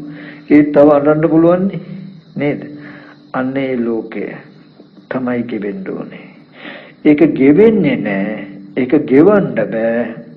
මේ ස්කන්ධයන්ගේ සැබෑ ස්වභාවය පෙන්වෙන්නේ නැත්තම්. ස්කන්ධයි උපාදාන ස්කන්ධයි දෙකම එකක් වුණා නම් අපිට ගොඩ යන්න තැනක් නැහැ. නමුත් පංච උපාදාන ස්කන්ධ ලෝකෙන් අපිට මිදෙන්න පුළුවන්කම තියෙන ස්කන්ධයන්ගේ සැබෑ ස්වභාවය පෙන්වන්න පුළුවන්කම තියෙන හිඳයි. ස්කන්ධයන්ගේ සැබෑ ස්වභාවය පෙන්වීමයි. ඔන්න ඕකයි චතුරාර්ය සත්‍ය අවබෝධ කරගන්නවා කියලා කියන්නේ තොතෙන්ට. මුළු ජීවිතේම නෙමෙයි අනන්ත පරිමාණ සංසාරෙම ජයගත්ත වෙනෝ ওই ටික තේරුම් ගන්න පුළුවන් මට්ටමකට ඔළුව හදා ගන්න පුළුවන් නම් ගෙවල් දොරවල් වල අවහ විවාහ කටයුත්තක් ගිහි අයගේ තිබුණොත් පන්සල් වල ලොකු දානයක් බණක් පිරිතක් තිබුණොත් රෑ දවල් නිදාගන්නේ නැතුව නිදි වරාගෙන දවස් 3-4 එල්ලි වෙනකන් වැඩ කටයුතු කරයි අපි නේ. නමුත් මේ සසර ගෙවා ගන්න එකට අපි වීර්යය කරන්නේ. කෙනෙකුට පුළුවන් නම් ඒ වගේ උත්සාහයෙන් සත්‍යාවිය ඕමට්ටෝ ඩයමානෝ මත්තකේ සක්කාය දිට්ඨි පහනාය සතෝ බික්ඛු පරිබ්බජේ. සැතින් පහරලද්දෙක් වගේ හිස දැවෙන්නෙක් වගේ සක්කාය දිට්ඨිය දුරු කර ගැනීම පිණිස මහාන සිහියතු හැසිරෙන්න. ඇඳගෙන ඉන්න සිවුරට හෝ ගිනි ගත්තොත් අපි අනිත් දේවල් බල බලා ඉන්නවද? මොකද කරන්න හදන්නේ? ගින්න නිවා ගන්න බලනවා නේ. පිහිපාරක් කඩු කිනිස් පාරක් වැදුනොත් අපි ගෝලියෝ ශිෂ්‍යෝ ගැන අනිත් බඩු මුට්ටු ගැන හිත ඉන්නවද? නෑ. මොකද කරන්නේ? අරකට ප්‍රතිකර්මයක් කරනවා. ඒ වගේ බුදුරජාණන් වහන්සේ දේශනා කරන්නේ අනිත් හැම දෙයක්ම නොබලා මේ සක්කාය දිට්ඨිය දුරු කර ගැනීම පිණිස මහාන සිහිය ඇතුව හැසිරෙන්න කියලා. අපිට ඉබේමයි සක්කාය දිට්ඨිය අතන දැන් රූපං අත්ථෝ සම්නුපසති රූපය ආත්ම වශයෙන් දකින්න කෙලෙසේ තියෙන්නේ මේ අනාත්ම ස්කන්ධ ටික ඇස් ඉදිරි පිටට එන්නේ. ඒක ඇත්ත නොදන්නාකම නිසා ඒ රූප නිමිත්ත ඒ රූපය හිතට අරගෙන සත්පුද්ගල භාවයෙන් හැසිරීලා මේ පංච උපාදාන ස්කන්ධයක් හදාගත්ත නේද කියලා. මේ පංච උපාදාන ස්කන්ධ ලෝකේ හැදුන හැටි නොදන්න නිසායි රූපේ සත්‍ය කියලා හිතාගෙන ඉන්නේ. දැන් අපි දැක්කොත් ටීවී එකේ තියෙන රූපේ වගේ රූප නම් ඇස් ඉදිරි පිටට ඇවිල්ලා තියෙන හැමදාම ඒ රූපාරම්භය සත්පුද්ගල හැඟීම පංච උපාදාන ස්කන්ධ ලෝකයක් අපේ මනස තුල නම් පෙනේ. නමුත් බාහිර සත්පුද්ගල භාවයෙන් යුක්ත ආයතන ටිකක් සත්‍ය පුද්ගලයෝ ඉන්න ලෝකයක් හම්බෙයිද අපිට? නෑ. ශුන්‍යතාවයක් හම්බෙයි. නේද? අන්නේ ශුන්‍යතාවයට තමයි ආර්ය ශුන්‍යතාවය කියලා කියන්නේ. ශුන්‍යත සමාධිය කියලා කියන්නේ. ශුන්‍යත චේතෝ විමුක්තිය කියලා කියන්නේ. කෙනෙකුට පුළුවන් නම් මේ ස්පර්ශ අපේ මානසික ගතිය ස්පර්ශ ආයතන 6ට තැබුවාම අපිට හිතෙන ස්පර්ශ ආයතන 6ේම සත්‍යය හිටියා දැන් ඉන්නව ගිහිල්ලා හම්බ වෙන්න පුළුවන් කියලා. තුන් කාලෙම අපිට බාහිර ස්පර්ශ ආයතන 6 අසුඤ්ඤයි සත්පුද්ගලයෝ ඉන්නවා පිරීලා. නමුත් මේ පංච උපාදානස්කන්ධ ලෝකේ හැදුන හැටි දැක්කන. ඒකයි පංච උපාදානස්කන්ධයේ දුක තණ්හාව නිසායි දුක ආවේ. තණ්හාව නැති වුණොත් දුක නැති වෙනවා. සම්මාදිට්ඨිය. ඒකට මේ ස්කන්ධයන්ගේ ඇත්ත බලන්න කියලා බලන්න වහලා තිබ්බයම කරලා පෙන්නනවා වගේ බුදුරජාණන් වහන්සේ මේක මනාවකට පෙන්නනවා. අම්මා තාත්තා අයියා අක්කා දුව පුතා වූ ලෝකේ පංච උපාදානස්කන්ධ ලෝකේ. ඒ ලෝකේ හැදුනේ කොහොමද? ඇහැට පෙනෙන රූපය, කනට ඇහෙන ශබ්දේ මේ ආරම්භය රූප තණ්හා, සද්ද තණ්හා නැත්නම් මේ රස විඳ ගැනීම මොනෝ බලපු දෝෂ නිසා මේ ලෝකේ ඇති උනේ. රූපය තණ්හා, සද්ද තණ්හා ආදී මේ තණ්හාව නැති වුණොත් මේ පංච උපාදානස්කන්ධ ලෝකේ නැති වෙනවා. ඒතර සම්මා දිට්ඨිය ඇහැට පෙනෙන රූපය ඇත්ත පෙන්වන්න, කනට ඇහෙන ශබ්දය ඇත්ත පෙන්වන්න. ඒක තමයි අපි ඔය මේ සිහි වෙන අරමුණ ඇත්ත කරගන්න නැතුව ඒ අරමුණක් සිහි වෙනවත් එක්කම රූපස්කන්ධයේ තියෙන සැබෑ ස්වභාවය පෙන්වන්නේ. එතකොට හොඳට පේනවා දුක උපද්දවාගෙන දුක් විඳින අයයි අපි. දුක උපද්දවාගෙන දුක් විඳින තරම් මෝඩයි අපි කියලා අපිට තේරෙනවා. ඒකයි බුදුරජාණන් වහන්සේ පෙන්වුවේ භික්ෂුවට සබ්බ සංකාරයේසු අට්ඨියචි හරායචි jigucchati සියලු සංස්කාරයන් කෙරෙහි කලකිරෙන දවසක්, පිළිකුල් වෙන දවසක්, ලැජ්ජ හිතෙන දවසක් එනවලු Tamanටම. මම මෙච්චර මෝඩද? තමන්ගෙම හිතේ ඇහෙන් දැකපු අනාත්ම රූපය හිතට අරගෙන ඒක කෙනෙක් කළා තමන්ම හිතලා තමන්ම කෙනෙක් ගැන සතුටු වෙන්න දුක් වෙන්න තරම්ම තමන් මෝඩද කියලා තමන් ගැනම තමන් ලැජ්ජ වෙන දවසක් එනවා කියන බුදුරජාණන් වහන්සේ. එහෙම වෙන්නේ මේ විදිහට දැක්කොත්. දැන් ওই ටික මම පෙන්වුවා. ඕකට තමයි සම්මා දිට්ඨිය කිව්වේ, විදර්ශනා කිව්වේ. ඔහොම මෙනෙහිකට යුතුයි. ඊට පස්සේ දැන් ඔහොම කිව්වට අනන්ත සංසාරේ ඉඳන් ආශ්‍රව අපේ බලවත් වැඩි. ඒ කිව්වත් ඒ වෙලාවට තේරුණොත් ආයෙත් නෑ ස්පර්ශ ආයතන 6 පුද්ගලයෝ හිටියා ඉන්නවා කියන තැන තමයි මනස බර වෙලා පවතින්නේ. හිතේම කතා කරනවා, බාහිර කෙනෙක් එක්ක කතා කරනවා. මම යාට අද ගිහිල්ලා කියන්නේ මෙන්න මෙහෙම තමයි. මේ විදිහට මම හොඳ වැරද්ද එකක් කියනවා කියලා දැන් මේ හිතේම කෙනා හදාගෙන කියනවා. ඒ ඇත්තටම ඇස් ඉදිරි පිටට ආවත් එන්නේ අර ටීවී එකේ වගේ රූපයක්. ඒ වගේ රූපයක් ඇස් ඉදිරි පිටට තියාගෙන අර තමන් හදාගෙන ආපු විස්තරයත් ඉදිරිපත් කරනවා. පිස්සුමම තමයි ලෝකෙ කෙරවලට යනකොට. නමුත් ඕක පේන්නේ නැහැ. ආශ්‍රව බලවත් වැඩි. ඒ හින්දා ඔය සම්මා දිට්ඨියට උපකාර පිණිස වායාම සති සමාධි සති සිහිය ඇති කරගන්න හොඳට සමත නිමිත්තක හිත පිහිටවල නූපං අකුසල ධර්ම නූපදින්න උපං අකුසල ධර්ම දුරු කරගන්න ඕන කියන සතර සම්‍යක් ප්‍රධාන වීර්යෙන් යුක්තව හොඳට සති නිමිත්තට හිත තියලා සමත නිමිත්තක් වඩනවා. ඒ සමත නිමිත්තක් වඩන්න නීවරණ ධර්ම ටික ටික අඩු වෙන්න මේ කතා කරපු දර්ශනයේ කිසිදු වෙහෙසකින් තොරව ඉබේම පේනවා. අර මං කිව්වේ මහණෙනි සමාධි භාවනා සූත්‍රයේ තියෙන සමාධිම් භික්ඛවේ භාවේත සමාහිතෝ භික්ඛවේ භික්ඛු යථා භූතං පජානාති. මහණනි සමාධි වඩන්න. සමාධි වඩන කල්හි මහානතෙම හිත සමාධිමත් කල්ලි ඇත්ත හිතේ දකිනවා. කිංචි යථා භූතං පජානාති. මොකද්ද ඇත්ත හිතේ දකින්නේ? රූපස්ස සමුදයං චත්තංගමංච රූපේ ඇතිවීම නැතිවීම වේදනාවේ සමුදයං චත්තංගමංච වේදනාවේ ඇතිවීම නැතිවීම කියලා ස්කන්ධ පංචකයෙන් පෙන්නනවා. කෝ රූපස්ස සමුදය කෝ වේදනාවේ සමුදය කෝ වේදනාත්තං රූපේ සමුදය මොකද්ද? බුදුරජාණන් වහන්සේ දේශනා කරන්නේ තර මොකද්ද? අභිනන්දති අභිවදති අජ්ජෝසාය තිට්ඨති පජ්ජති නන්දේ යා රූපේ නන්ද තදුපාදාන උපාදාන පච්චය භව භව පච්චය ජාති. රූපේ කෙරෙහි සතුටු වේ නම් සතුටු බව ප්‍රකාශ කරයි නම් බැසගෙන සිටී නම් මෙන්න මේකටයි නන්දිය කියලා කියන්නේ. රූපය ආරම්භය නන්දියක් තියෙන ඒකටයි උපාදානය කියන්නේ. මෙන්න මෙහෙමයි ඇති වෙන්නේ රූපේ කියලා. රූපේ ඇති වෙන හැටි පෙන්වනවා බුදුරජාණන් වහන්සේ. තණ්හාව නිසායි මේ රූපේ ඇති වෙන්නේ කියලා.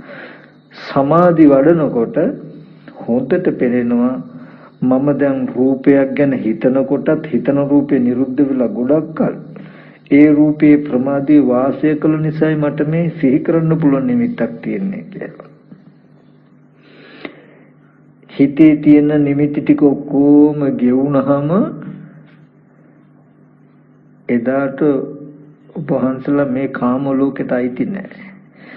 දැන් S2 වහගත්තාම පාරවල්, ගෙවල්, නගරවල් පෙනෙනවනේ. ඕක තමයි කර්ම භවය කියන්නේ.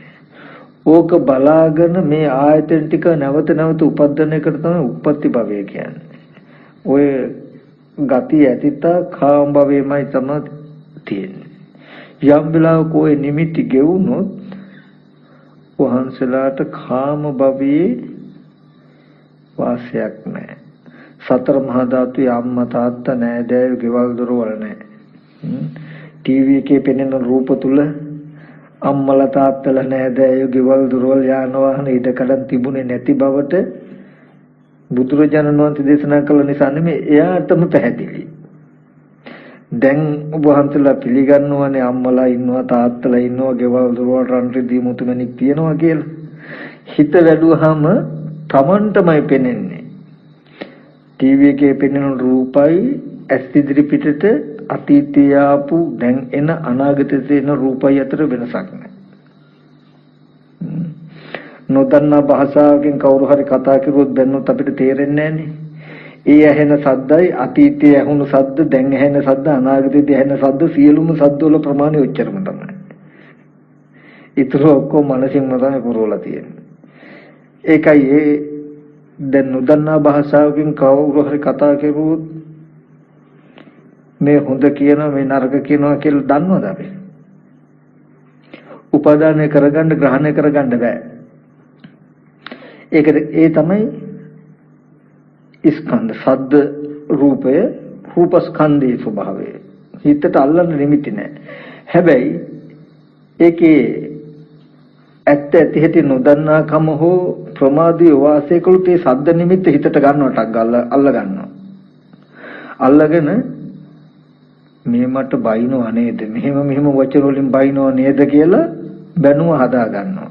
ඔන්න පංච උපාදාන ස්කන්ධයට උපාදාන වෙනවා.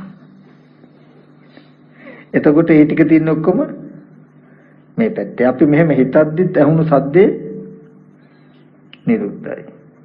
අපි දැන් කෙනෙක් වචනයක් කතා කළොත් මොනතරම් වේගයකින් ඒ වචනේ නැති වෙනවද? හැම රූපයකටම මින් මේක තියාගන්න. දැන් මම මෙහෙම කෙරුවොත් දැන්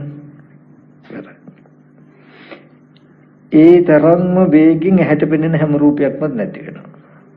ඊට පස්සේ ඒක ඇති බවට පෙන්වන්නේ අපිට පංච උපාදාන ස්කන්ධ ලෝකේ. ඉතින් ඔය ඇත්ත දකින්න සමාධිය වඩනකොට ඒ හින්දා තමයි සති නිමිත්තක හිත පිහිටවල බොහොම උත්සාහයෙන් හිත සමාධි කරනවා. ඇත්ත අහගත්තට පෙනෙනවා අඩු නම් දැන් තියෙන්නේ දෝෂේ නීවරණ ධර්මයන්ගේ. නීවරණ ධර්ම අඩු කරගන්න සමතකමට අනක් වඩන්න ඕනේ. ඊට පස්සේ නීවරණ ධර්ම අඩු කරගන්න සමතකමට අනක් වඩනවා කියන එක කරන්න බෑ. ඕනෑවට උඹට රළු කායික පැවැත්මක් ඇති කෙනාට. ඒ නිසා කායික වාචික සංවරයක් ඇති කරගන්න වෙනවා. ඒ හින්දා සීලයක පිළිපදන්න වෙනවා. සීලේ පිළිපදන්නේ චිත්ත සමාධිය ඇති කරගන්න යම් බැම්මක් යම් මට්ටමක උපකාරයකින් ලැබෙනවා. සමාධිය ඇති කරගන්නේ මොකටද? මේ ස්කන්ධයන්ගේ ඇත්ත නොදන්නා කම නිසා පංච උපාදාන ස්කන්ධය ඇදිලා පංච උපාදාන ස්කන්ධයට උපාදානය වෙලා පංච උපාදාන ස්කන්ධ ලෝකය හදාගත්ත හැටි දකින්න. දැකපු දවසට කියනවා ditthi සම්පන්නයි කියලා. පරප්‍රත්‍ය රහිතයි කියලා. එයා දුක ගෙවන්න අනුන්ගෙන් ආයදින්නේ වෙන ශාස්ත්‍රවරු හොයන්නේ දුකේ නිරෝධය සඳහා දුක නැතිකරන්න නොයේ කෘත සමාදන් වෙන්නේ. එයා දන්නවා දුක ඇති වෙච්ච හේතුව. මේ හේතුව නැතිනොත් දුක නැති වෙනවා. ඒකට කරගන්න ඕනේ මෙන්න මේ ටිකයි කියලා Taman තුලමයි මේක කරගන්න දින ක්‍රම ටික කියන එක ගැන කිසිදු සැකයක් නැහැ. ඒකයි පරපත්‍ය රහිතයි කියලා කියන්නේ. ආයෙ පිටිපස්සෙන් ඉස්සරහෙන් කවුරුවත් අදින්න ඕනේ දුක නැති කරන්න. අරහි තියෙන හොඳ දහම් ක්‍රමයක් නියමයි කිව්වොත් එයා හිත දුවන්නේ. ගත යුත්තක් තියෙනවා ගන්න. නමුත් එයා දන්නවා දුක නැති කරන්න තියෙන දේ මේකයි. ඒක ඒ ශ්‍රද්ධාව යාගේ වෙනස් කරන්න බෑ. ඒ කියන්නේ ඒ ක්‍රමය එච්චරට යාට පැහැදිලි දුක ආවේ මෙහෙම. මේකයි දුක ආවේ මෙහෙම. මේ දුක නැති වෙනවා. මෙන්න මේ දෝෂේ නැති වුණොත් ඒකට කරන්න තියෙන්නේ මෙන්න මේකයි කියන්නේ. ඊට පස්සේ ඒ සම්මා දිට්ඨිය ආපහු උපකාරය සිල් රකින්න. ඒ සීලයේ උපකාරය සමාධිය වඩන්න. ඒ සමාධි උපකාරය තව ටිකක් ඒ ඇත්ත දකින්න. ආයෙත් ඒ ඇත්ත දකින්නක උපකාරය සීලයට. සීලයේ උපකාරය සමාධියට. සමාධි උපකාරය ඇත්ත දකින්න. ඔහොම කැරකි ඔක වැඩිලා මේ ඇත්ත දකින්නවා කියපු එක සම්පූර්ණ වෙච්ච දවසට අනිත් පැත්තට එන්නේ නැහැ. එතකොට සීල රැකලා ඉවරයි, සමාධි වෙලා ඉවරයි. කටයුත්ත කළා මත්තේ කටයුත්තක් නැහැ. නාපරං ඉත්තතය පජානාති. කතං කරණීයං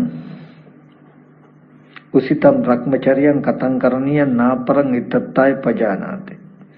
මම මේ භ්‍රමචර්යය හැසිරලා ඉවරයි. ඒ කියන්නේ සිල් රැකලා ඉවරයි. මම සමාධි වඩලා ඉවරයි. විදර්ශනා කළා ඉවරයි. මම යම් අර්ථයක් සඳහා නම් මේ ටික කළේ මම ඒක කළා දැන්. මත්තේ මට කටයුත්තක් නැහැ කියන ඥාන දර්ශනය ලැබ සිටිනවා. ප්‍රත්‍යවේක්ෂ ඥාන දර්ශනය කියලා කියන්නේ ඒකට. මත්තේ කටයුත්තක් නැහැ කියලා. ඉතින් ඔන්න ඕක තමයි පැවිදි ජීවිතයේ සැබෑම අර්ථය. අතීතයේදී යම් කිසි කෙනෙක් මේ ශාසනය පැවිදි වුණා නම් පැවිදි වුණේ මේ චතුරාර්ය සත්‍ය අවබෝධ කර ගැනීම සඳහාමයි. වර්තමානයේ යම් කිසි කෙනෙක් මේ ශාසනය පැවිදි වෙනවා නම් පැවිදි වෙන්නේ මේ චතුරාර්ය සත්‍ය අවබෝධ කර ගැනීම සඳහාමයි අනාගතයේ යම් කෙනෙක් පැවිදි වෙනවා නම් පැවිදි වෙන්නේ චතුරාර්ය සත්‍ය අවබෝධ කර ගැනීම සඳහාමයි. අපි හැම කෙනෙක්ම